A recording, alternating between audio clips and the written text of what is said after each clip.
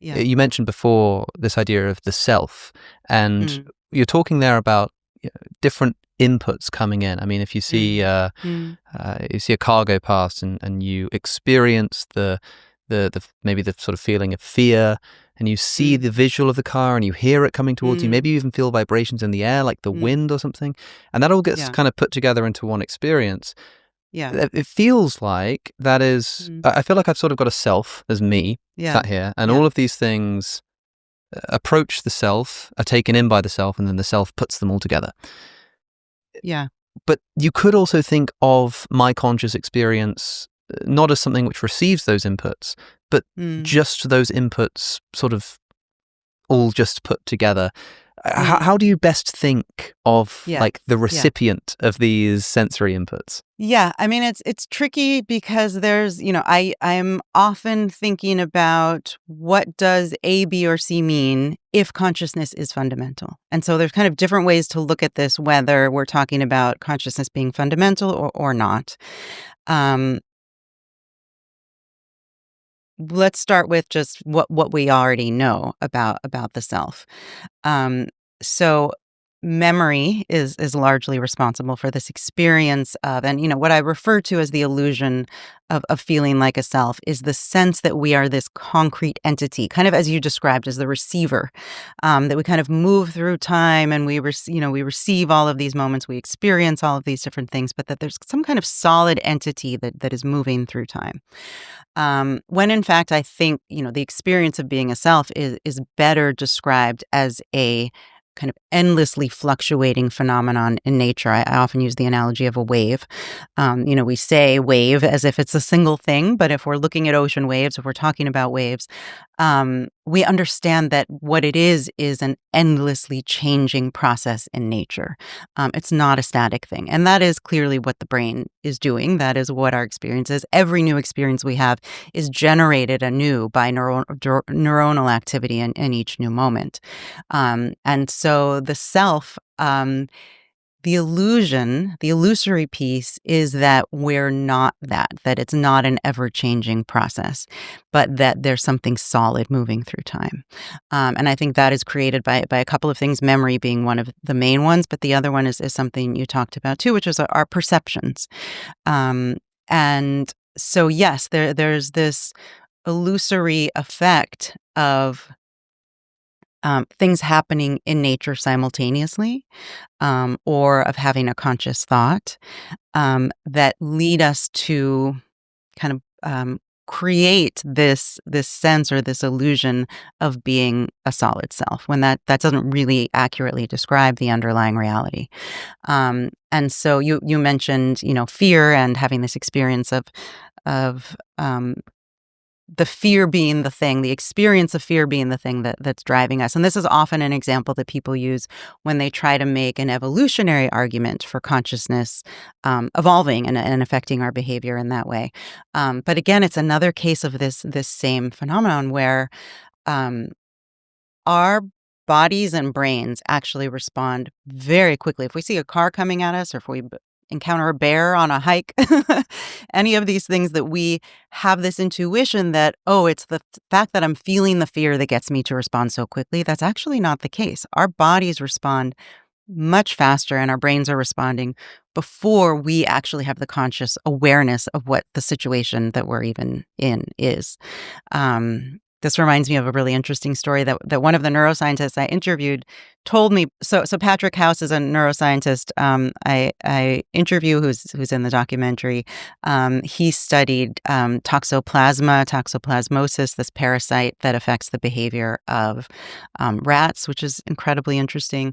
That led him into this area of free will because the parasite affects the rat's likes and dislikes and actually Hmm. changes their behavior, affects the neurotransmitters. And so it's very interesting to then start to think about where is the self, where is the free will, in this system, if the desires and preferences can be changed by a parasite that enters the brain.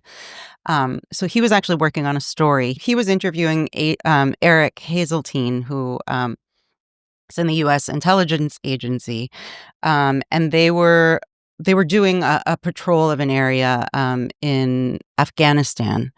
And this neuroscientist friend of mine, Patrick House, was just there, along for the ride and doing interviews.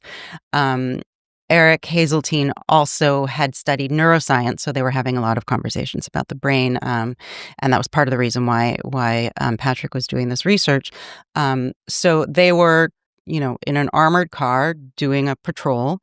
They're moving in one direction, traveling at a normal speed, and suddenly he turns the car around as quickly as he can and just hits the gas, and they're going, however fast this thing can travel back to base.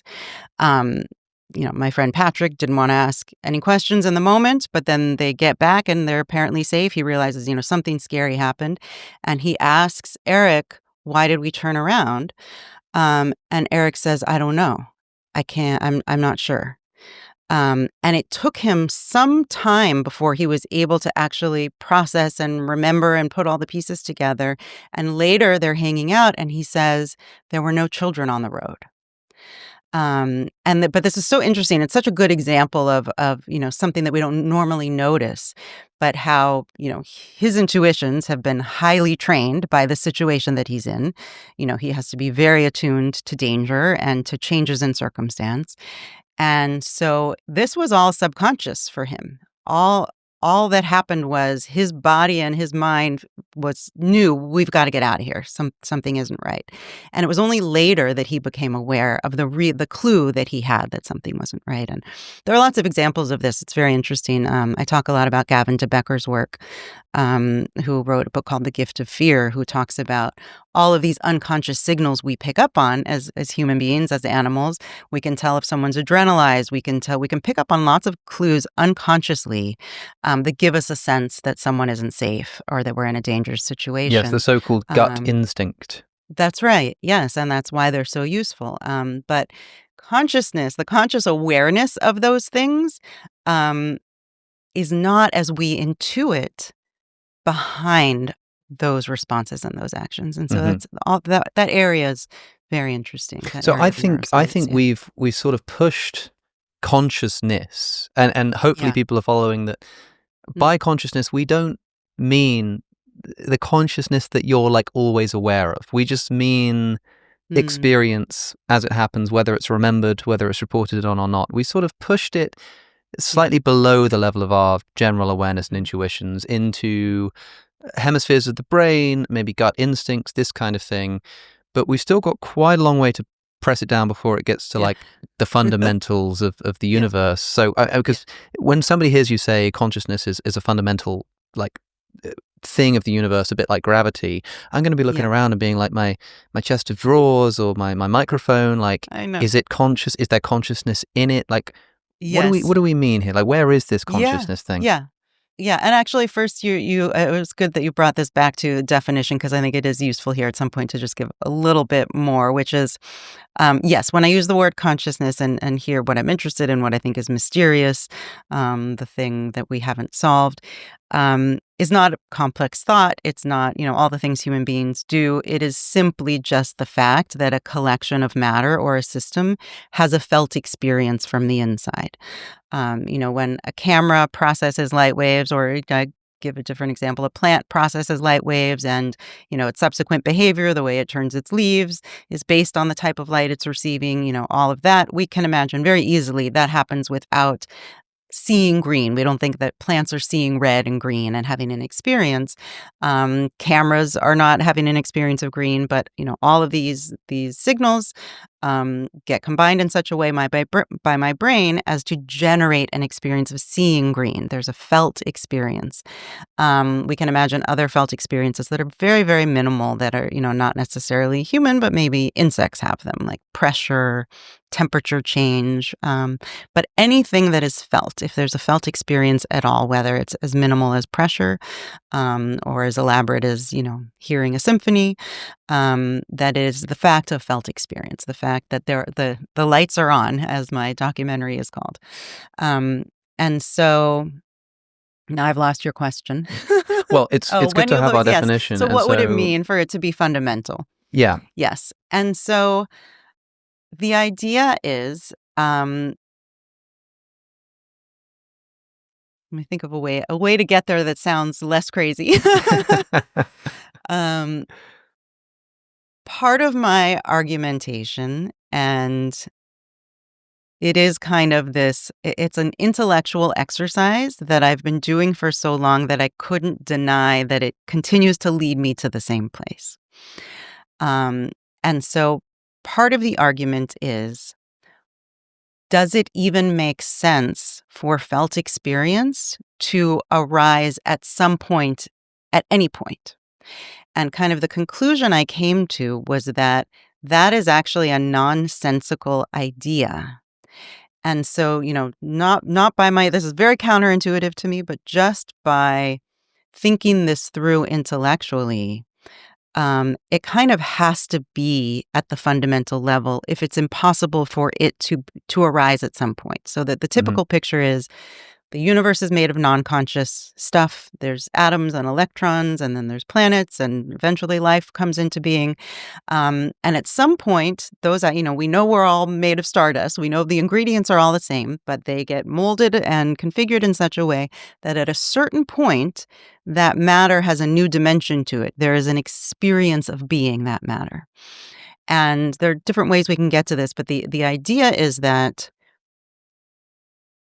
you kind of have to be a dualist, which I'm not and have a very hard time subscribing to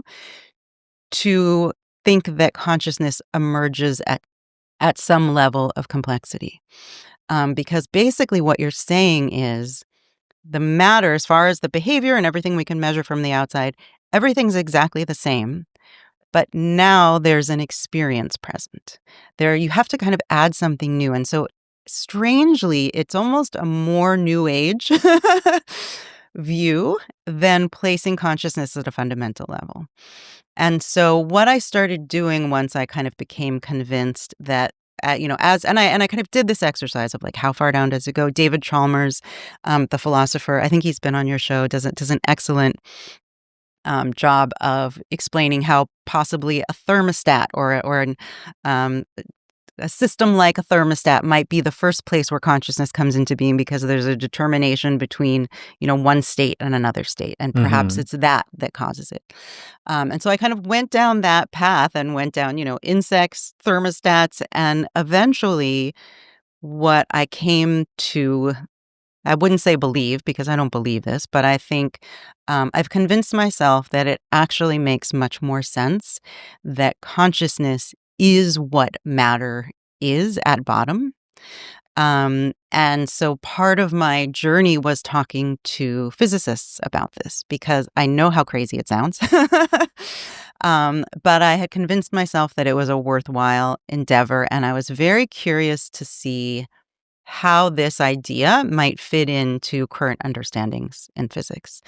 And so the idea is, I mean, truthfully, when we look at fundamental physics, when we look at what we now understand about the most fundamental things, it is quite perplexing. As many physicists have said, nobody understands quantum mechanics. I don't think that means we won't ever. I think we will. But I think it's possible that part of the reason we've had trouble making progress is that we're continuing to look for the thing in the matter in the way we perceive matter to be, rather than an understanding that what's underlying it is actually experience. And that what matter is, this is going to sound completely crazy too, but trust me, if you listen to 11 hours of my documentary, it sounds less crazy. That what matter is that we're kind of confusing perception with the belief that those things exist out there in the forms that we perceive them. And so it's actually not that much of a stretch from understanding that green is not something that is out in the universe. Green does not exist. Green exists as an experience, right? Um, and actually now one thing that I talk a lot about in one of the chapters in my documentary is the understanding among most physicists now that space is actually not part of the fundamental story, that space is emergent. And I've been thinking a lot about how we experience space at the level of the brain, similar to, I don't think it's a perfect analogy, but similar to how I was just describing green, where we experience space, and our experiences, our perceptions, before we understood light waves and how the brain works, it was clear to everyone that, of course, green is out there. That is a green leaf, and we can all confirm it, and we have all the evidence we need, like green is out there. That we can now understand that actually the experience is generated by the brain. Similarly, space could be something that I think is very likely something that is obviously something we perceive that is a part of the structure of reality.